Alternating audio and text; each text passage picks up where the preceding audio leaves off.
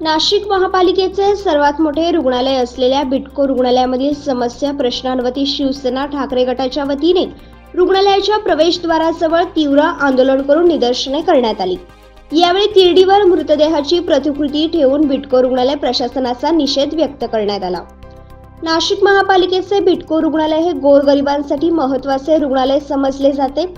या रुग्णालयामध्ये नाशिक शहर व ग्रामीण भागातील गोरगरीब नागरिक उपचारासाठी मोठ्या प्रमाणात येत असतात, परंतु रुग्ण उपचारासाठी आल्यावरती त्याला पाहिजे त्या सुविधा मिळत नाही। त्यामुळे रुग्णाला खासगी रुग्णालयामध्ये उपचारासाठी जावे लागते। या रुग्णालयामध्ये रुग्णांची सतत गर्दी असते। परिणामी गेल्या काही दिवसांपूर्वी नांदेड, नागपूर, ठाणे, छत्रपती संभाजीनगर या ठिकाणी सरकारच्या गैरसोयीमुळे अनेक निष्पाप रुग्णांचा बळी गेला। तसा प्रकार येथे होऊ नये यासाठी तातडीने उपाययोजना करण्यात याव्या। त्याचप्रमाणे फिजिशियनची नेमणूक करण्यात यावी, सोनोग्राफी मशीन सुरू करण्यात यावी। कर्मचारी संख्या कमी असल्याने रुग्णांचे हाल होतात, त्यामुळे नवीन कर्मचारी भरती करण्यात यावी। रेडिओलॉजिस्टची नेमणूक करण्यात यावी। धूळखात पडलेले व्हेंटिलेटर मशीन चालू करण्यात यावे, तसेच औषध पुरवठा योग्य प्रमाणात करण्यात यावा। बिटको रुग्णालयामध्ये मोठ्या प्रमाणात स्वच्छता राखली जात नाही, त्यामुळे रुग्णांना त्रास होतो। यामुळे योग्य ती स्वच्छता ठेवण्यात यावी। दातांच्या डॉक्टरांची नेमणूक करण्यात यावी। इंटरकॉम सुविधा सुरू करण्यात यावी। यांसह विविध मागण्यांसाठी हे आंदोलन करून तीव्र निदर्शने करण्यात आली। बिटको रुग्णालयासमोर शिवसेना ठाकरे गटाची तीव्र निदर्शने। या निदर्शनाचे नेतृत्व शिवसेना उपनेते बबनराव घोलप, लोकसभा सहसंपर्क प्रमुख दत्ता गायकवाड, महानगर प्रमुख सुधाकर बडगुजर, माजी आमदार योगेश घोलप, नैना घोलप, महेश बिडवे, नितीन चिडे, मसूद जिलानी, केशव पोरजे, प्रशांत दिवे, सुनील गोडसे, असलम मनियार, जयंत गाडेकर, राहुल ताजनपुरे, शैलेश सूर्यवंशी, योगेश देशमुख, किरण डहाळे, सागर भोजने, योगेश गाडेकर, प्रशांत जाधव, नितीन पाटील, सागर निकाळे, चंदू महानुभव, विकास गीते, विजय भागवत, शिवा गाडे, राजू गायधणी, अनिल गायखे, संजय गायकवाड, स्वप्नील आवटे, गणेश गडाख, सुनील बोराडे, रोशन आढाव, शेखर पवार, विजय भागवत, विक्रम खरोटे, सुनील निरगुडे, संजय थोरवे, अमित भगत, आत्माराम आढाव, विलास थोरात, अन्सर शेख, कुलदीप आढाव, सुनीता कोठुळे, स्वाती पाटील, योगिता गायकवाड, सीमा डावखर,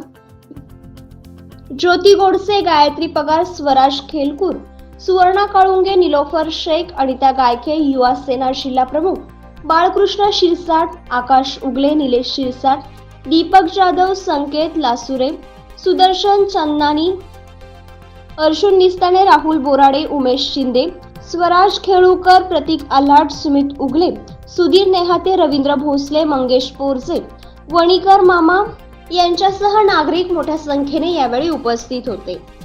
झालं इथे आरोग्य अधिकारी म्हणून, आणि हा माझा पहिलाच प्रसंग आहे निवेदन घेण्याचा आणि आंदोलनाला सामोरं जाण्याचा। खरं तर बिटको हॉस्पिटल त्याने कोविड काळामध्ये खूप मोठं काम केले। महाराष्ट्रामध्ये सगळ्यात जास्त जर काही लोकांना वाचवलं असेल तर बिटकोचं काम आहे। डॉक्टरांनी खूप काम केलं आहे, परंतु जो नानांनी सांगितलं की 7 मजली स्ट्रक्चर होतं आणि ते 3च मजली झालं, तर त्यासाठी मी माननीय आयुक्त सरांशी मी चर्चा करेन आणि त्याचबरोबर तिथे जे बांधकामाचे इंजिनियर आहे त्यांच्याशी मी चर्चा करून जो काही प्रश्न असेल तो मी मार्ग लावण्याचा प्रयत्न करेन। नंतर जे काही रेडिओलॉजिस्ट आणि तुमची मागणी आहे सोनोग्राफीची, आपल्याकडे आज म्हणजे अभिमानाने सांगतोय की महानगरपालिकेमध्ये आज तुम्ही SMBT असेल किंवा आडगाव मेडिकल कॉलेज असेल किंवा प्रायव्हेट, MRI आणि CT स्कॅनला खूप पैसे लागतात। आपल्याकडे CT स्कॅन हे 800 रुपयापासून आणि MRI 1100 रुपयापासून आहे। ते खूप म्हणजे परवडण्यासारखं आहे। सेंट्रल गव्हर्नमेंट स्कीममधून आहे। महानगरपालिकेने एवढं मोठं मशीन आपल्याकडे सुरू केलं आहे आणि ते चालू आहे चांगल्या प्रकारे। फक्त एक सोनोग्राफीचा विषय आहे। सोनोग्राफीसाठी जे तज्ञ डॉक्टर आहे ते कुणीही यायला आपल्याकडे तयार नाही। आपण वेळोवेळी ॲडव्हर्टाईज देतो, परंतु कमी पगारामध्ये सोनोग्राफिस्ट कोणी यायला तयार नाही। दुसरा प्रश्न डॉक्टरांच्या तीच आहे। महानगरपालिका किंवा राष्ट्रीय ग्रामीण आरोग्य अभियान जो आहे, शहरी आरोग्य अभियान, यामध्ये जो शासनाने जे दिलेले नॉर्म आहे डॉक्टरांना 60,000च्या तुटपुंजा पगारावर कोणी यायला तयार नाही। तर आपण महानगरपालिकेच्या ह्याच्यामध्ये पगार वाढवून आयुक्त सरांनी सूचना केल्या, जे काही असेल तर मी कालच फाईल प्रशासन सताळकर साहेबांनी फाईल पुढे पाठवली। सोमवारी साहेब आले आयुक्त साहेब, तर सोमवारी किंवा मंगळवारी ॲड देऊन आपण डॉक्टरांचा प्रश्न मार्गी काढू। स्ट्रक्चर ऑडिटचं कालच आम्ही स्वतः इंजिनियर साहेबांशी, वंजारी साहेबांशी मी चर्चा केली। 30 वर्षानंतर बांधकाम झालं तर स्ट्रक्चर ऑडिट असं करतात, त्यांची वेगळी भाषा काही असेल ते इंजिनियर लोकांची.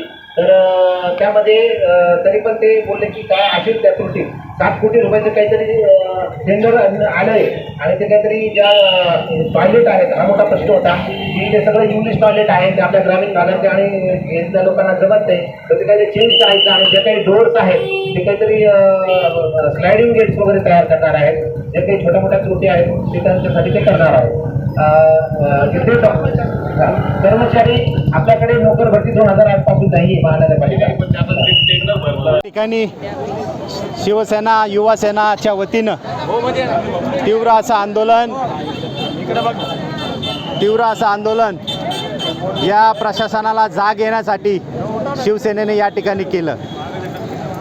या नाशिकमध्ये पंचकृषीमध्ये गोरगरीब जनता त्यांच्या आरोग्याचा प्रश्न इतक्या मोठ्या प्रमाणात वाढला आहे का आज मला असं वाटतं का नांदेडमध्ये ज्या घटना घडल्या त्या नाशिकमध्ये आपल्या घडू नये यासाठी हे तीव्र आंदोलन, या प्रशासनाला जाग येण्यासाठी आंदोलन, का नांदेड हे नाशिक झालं नाही पाहिजे यासाठी हे तीव्र आंदोलनाची आम्ही घोषणा केली आणि या ठिकाणी तीव्र असं आंदोलन या ठिकाणी केलं.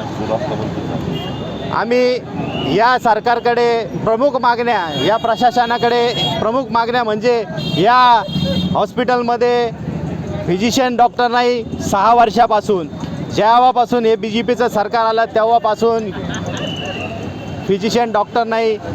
माता मावल्या ज्या गरोदर महिला या स्लम भागातल्या असतात त्यांच्याकडे पैसे अभावी ते सोनोग्राफी करू शकत नाही, तर बरेच नवजात शिशु दगावले जातात. इथे सोनोग्राफीची सुद्धा मशीन बऱ्याच दिवसापासून बंद आहे. ती मशीन चालू करण्यासाठी हे आंदोलन आम्ही छेडलं. या हॉस्पिटलमध्ये बराच स्वच्छताचा प्रश्न असेल, या औषध गोळ्यांचा प्रश्न असेल, हे औषधांचा सुद्धा या ठिकाणी तुटवडा आहे. नांदेडच्या ज्या समस्या त्या सेम टू सेम या महानगरपालिकेच्या आहे. यासाठी या सरकारने लवकरच लक्षवेधी घालून या हॉस्पिटलच्या गरजा पूर्ण कराव्यात हेच मी या तुमच्या सर्वांच्या माध्यमातून सांगतो. नाहीतर येणाऱ्या काळात शिवसेनेच्या वतीनं तीव्र असं आंदोलन छेडल्याशिवाय आम्ही राहणार नाही. मागच्या काही दिवसांपासून महाराष्ट्रामधल्या शासकीय रुग्णालयांमध्ये मृत्यूचं प्रमाण वाढताना दिसत असताना नाशिक जिल्ह्यातील नाशिक रोड येथील हिंदुहृदय सम्राट वंदनीय बाळासाहेब ठाकरे रुग्णालयामध्ये असुविधांच्या कारणामुळे युवासेना शिवसेना ठाकरे गट आंदोलन केलेलं आहे. माझ्यासोबत या ठिकाणी शिवसेनेचे युवासेनेचे पदाधिकारी आहे, त्यांना विचारूया की या आंदोलनामागचं कारण काय आहे. बिटको हॉस्पिटलला अनेक दिवसापासून सुविधा मिळत नाही म्हणून सागर निकाळेंनी तक्रार केली होती. त्यामध्ये सर्व शिवसेनेच्या पदाधिकाऱ्यांशी बोलून आज आंदोलनाचं स्वरूप त्या ठिकाणी प्राप्त झालं. अनेक लोकांना या ठिकाणी मूलभूत सुविधा दिल्या पाहिजे, ते दिल्या जात नाही. आरोग्य सेवा ही महत्त्वाची सेवा असताना त्याकडे वैद्यकीय विभाग, आरोग्य विभाग डोळे झाकपणा करतो आहे. हे उघडकीस आल्यानंतर त्या ठिकाणी असलेल्या मशिनरी बंद स्वरूपात आहेत. औषधीचा साठा नाही. नांदेडला जो प्रकार झाला तो प्रकार पुन्हा नाशिकमध्ये होऊ नये त्याची काळजी घेऊन शिवसेनेने हे रस्त्यावर उतरून आंदोलन केलं आहे. याची दखल निश्चितपणाने प्रशासन घेईल आणि येणाऱ्या 1 तारखेपर्यंत जर यामध्ये सुविधा पूर्ववत झाल्या नाहीत तर 1 तारखेपासून ह्या हॉस्पिटल बंद करण्याचा निर्णय शिवसेनेने घेतलेला आहे. आज या ठिकाणी शिवसेनेच्या वतीनं जे काही आपलं हिंदुहृदय सम्राट शिवसेना प्रमुख बाळासाहेब ठाकरे हॉस्पिटल आहे, हे हॉस्पिटल तर खऱ्या अर्थानं शिवसेनेचं स्वप्न होतं की पूर्वी बिटको हॉस्पिटल म्हणून या ठिकाणी होतं. या नाशिकला आजूबाजू जे पंचकृषीतले ग्रामीण आणि खेडा विभाग आहे त्यातले संपूर्ण लोक इलाजासाठी या ठिकाणी येत असतात आणि म्हणून ते अपुरं व्हायचं म्हणून या ठिकाणी शिवसेनेची महापौर असताना हे हॉस्पिटल मोठं बांधलं.